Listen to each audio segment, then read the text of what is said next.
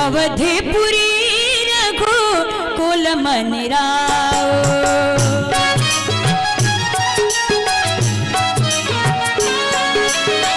बेटे विदित तेरी दशरथ नाम।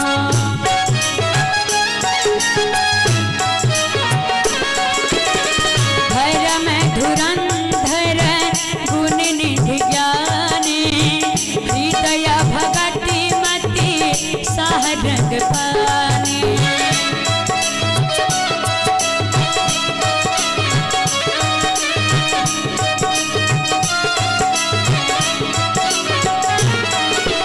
एक बहरी भूपत मन माही। एक बार भूपत मन माही। भरे गलानी मोर सुत नाही। भरे गलाने मोर सुत नाही। गुरु गृह गया हूँ तू रत महिपाला। चरण लागी तेरी विनय विशाला।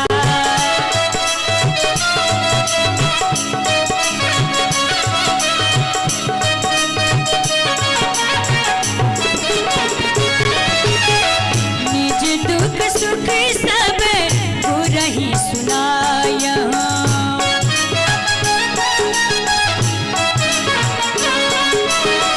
कहीं वशिष्ठ बहु विधि समझाया।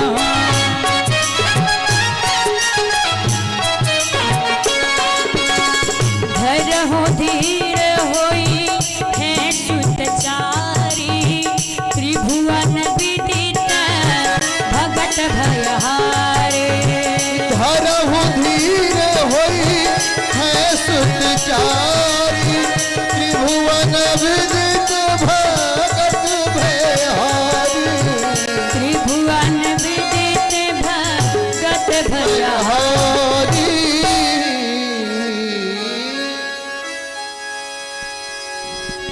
अजय धर्म अवधपुरी रघुकुल मनि राव।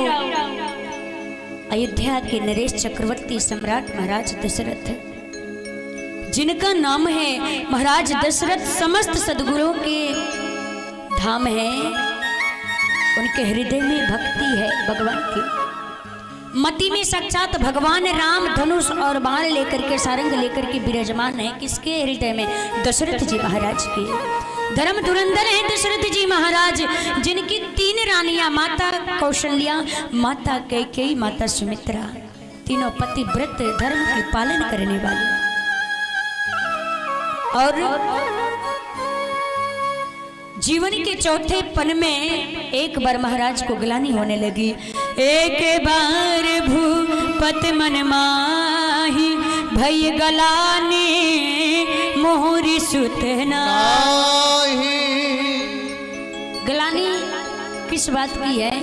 और ग्लानि ऐसी होती है कि वो ग्लानि हम किसी को बता नहीं सकते, अंदर ही अंदर घुटते हैं। किसी किसी व्यक्ति को ग्लानि इस प्रकार से होता है जो अंदर ही अंदर उस बात को घुटता है, लेकिन ऐसे समय पे रहता है कि वो किसी से बता नहीं सकता उस ग्लानि को। ऐसे आज महाराज दशरथ ग्लानि कर रहे हैं। और वो किस बात की ग्लानि कर रहे हैं? कौन सी वो बात थी? महाराज इतने बड़े धर्म धुरंधर हैं कि वो कहीं भी देवराज इंद्र के भी सभा में जाते थे तो देवराज इंद्र इतना सम्मान करता था कि वो अपने आधे सिंहासन पे बैठाता था। एक बार महाराज दशरथ देवराज इंद्र के सभा में गए। देवराज इंद्र ने सम्मान के साथ में अपने आधे सिंहासन पर बैठाया। और जब सभा स्थगित हुई तो महाराज दशरथ उठ करके चल दिए। और जब जाने लगे तो उन्हें अचानक से याद आ गया कि उनकी महारानी कैकेयी ने एक पारिजात पुष्प मंगवाया था और महाराज उसको भूल गए थे, क्योंकि पारिजात पुष्प बड़ी ही सुगंधित पुष्प है, बड़ी सुंदर पुष्प। वो केवल देवराज इंद्र के बाग में मिलता है, वो कहीं नहीं मिलता है। महाराज भूल से चले गए थे। दोबारा जब गए वहां पर उन्होंने देखा, अरे जिस सिंहासन पर मैं बैठा हुआ था उस सिंहासन को जो इंद्र का संतरी है वो जल लेकर के धुल रहा है। महाराज के नेत्र सजल हो गए, रो पड़े। महाराज सोचने लगे आखिर बात क्या हुई, जिस सिंहासन पर मैंने बैठा है उस सिंहासन को इंद्र का संतरी धुल रहा है। आर्य सुमंत से कहते हैं कि हे आर्य सुमंत, आज मैंने बड़ी विडंबना देखी है। क्या? जो मैंने आज देखा, आज से पहले कभी वैसा दृश्य नहीं देखा। आर्य सुमंत ने कहा कि महाराज आपने क्या देख लिया? बोले कि हे आर्य सुमंत, जिस सिंहासन पर मैं बैठा हुआ था मैंने देखा अपनी आंखों से कि इंद्र का संतरी जल लेकर के धुल रहा था। मेरे में कौन सी कमी है, कौन सा पाप कर दिया है मैंने? आर्य सुमंत ने कहा महाराज इसमें परेशान होने की क्या बात है, वो तो जब भी आप उस सिंहासन से उठ करके आते हैं तो इंद्र का संतरी उस जल लेकर के वो धुल देता है। वो तो आपने पहली बार देखा है, अपनी आंखों से देख लिया तो आपको कष्ट हो रहा है। वो तो जब भी आप उस सिंहासन से उठ के जाते हैं तो जल से धुल दिया जाता है। महाराज रो पड़े, बोले हे आर्य सुमंत, मैंने कौन सा पाप कर दिया है, कौन सी कमी है? सुमंत जी ने कहा महाराज आपने कोई पाप नहीं किया है, इसलिए धुल देते हैं क्योंकि आप निसंतानी है, आपके कोई संतान नहीं है। महाराज ने सुना निसंतानी है। महाराज फफक के रो पड़े। आज इस चौथे पन में मेरे पास कोई संतान नहीं है, जीवन का चौथा पन चल रहा है। महाराज को बड़ी तकलीफ हुई। आज वही बात याद आ गई। महाराज उसी बात की अगलानी कर रहे हैं हमेशा, वही बात सोच कर कि एक बार भूपति मन माही भय गलानी मोरे सुते नाही। इसी बात की गलानी है। माता कौशल्या ने कहा महाराज आप सभी रीढ़ों से उरीढ़ हो गए हैं, लेकिन एक रीढ़ है महाराज, आपके बाद आपके कुल में आपके पितरों को कोई जल देने वाला नहीं है। महाराज एक काम करिए, आप गुरुदेव भगवान के पास जाइए, कोई उपाय पूछिए। गुरुदेव भगवान के पास आए और गुरुदेव भगवान के चरण को पकड़ करके लेट गए और फुट फुट करके रोने लगे। महाराज दशरथ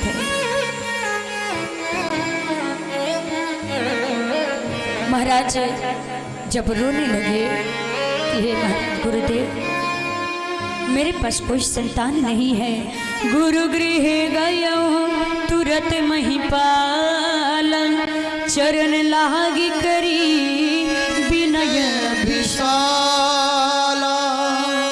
चरणों में विनय करने लगे, निज दुख सुख सब गुरु ही सुनायहु कहीं वशिष्ठ बहु विधि समझायो। महाराज के चरणों को पकड़ करके, गुरुदेव के चरण को पकड़ के महाराज रोने लगे फूट फूट करके।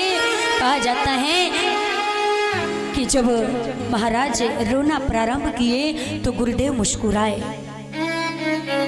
गुरुदेव मुस्कुराने लगे। महाराज ने कहा कि गुरुजी आज हम आपके चरणों में लेट करके रो रहे हैं और आप मुस्कुरा रहे हैं। गुरुदेव भगवान ने कहा कि राजन आज तो आप अपना आज देख करके रो रहे हैं और मैं तुम्हारा कल देख करके मुस्कुरा रहा हूँ।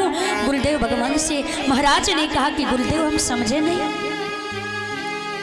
बोले हाँ राजन आज तुम अपना आज देख करके रो रहे हो, मैं तुम्हारा कल देख करके मुस्कुरा रहा हूँ। क्यों? गुरुदेव भगवान कहते हैं धरहु धीर होई है सुतचारी त्रिभुवन विदित भगत भयहारी। कहते हैं आपके एक नहीं दो नहीं तीन नहीं आपके चार चार पुत्र होंगे, स्वयं तीनों लोक के स्वामी आपके घर में पुत्र बन करके आएंगे, जिनकी महिमा तीनों लोक में फैली हुई है। भक्तों के भय का हरण करने वाले साक्षात भगवान नारायण आपके घर में पुत्र बन करके आएंगे।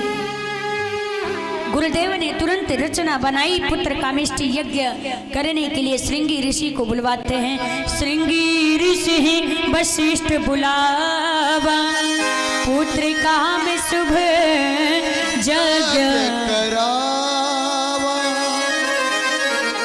भगति सहित मुनिया हुत दीन है, प्रगट अगीन चरु कर लीन चरु चरु कर लीन है। चरु कहते हैं खीर को, और खीर कैसे बनता है? चावल, चीनी और दूध, एकदम सफेद। चावल, चीनी और दूध मिल करके खीर बनता है। भगवान हमारे खीर से प्रकट भये। जैसे अंतिम आहुति दिए, अग्निदेव जी चरु लेकर के प्रकट हो गए, गुरुदेव वशिष्ठ जी को दे दिए। गुरुदेव वशिष्ठ जी ने महाराज दशरथ को दे दिया। महाराज दशरथ को कहे कि आधा आधा भाग करके रानियों को पवा दीजिए। महारानी कौशल्या को दे देते हैं आधा भाग, महारानी कैकेयी को दे देते हैं। जैसे ही प्रसाद पाई, प्रसाद पाते ही मेरे प्रभु जादिन ते हरि गर्भहिया, सकल लोक सुख संपत्ति छाए। जैसे रानियां प्रसाद पाती हैं, प्रसाद पाते ही प्रभु अंक में आ गए, अंक में आ गए। भगवान अंक में आए। देखते देखते 12 महीना बीत गया। भगवान मां के गर्भ में कितने दिन रहे? 12 महीना, 9 महीना नहीं, 12 महीने रहे मां के गर्भ में भगवान। चैत्र मास आ गया, शुक्ल पक्ष आ गया, नवमी तिथि आ गया। नवमी तिथि मधुमास पुनीता, शुक्ल पक्ष अभिजीत हरि प्रीता। दोपहर का 11:30 बजा, अभिजीत मुहूर्त आया। शीतल मंद सुगंध हवाएं चलने लगी। अयोध्या जी की जितनी भी पर्वत हैं सब मरियों से एकदम जगमगा उठी। सरयू में मानो जल समाप्त हो गया था, मानो अमृत की धारा दौड़ पड़ी। आज सब संत लोग आकर के कीर्तन करने लगे, कीर्तन करने लगे। आगे क्या हुआ? देवता लोग आकर के सब भगवान का भजन करने लगे। वो सब देव चले, महादेव चले, ले ले फूलन की हार रे, अब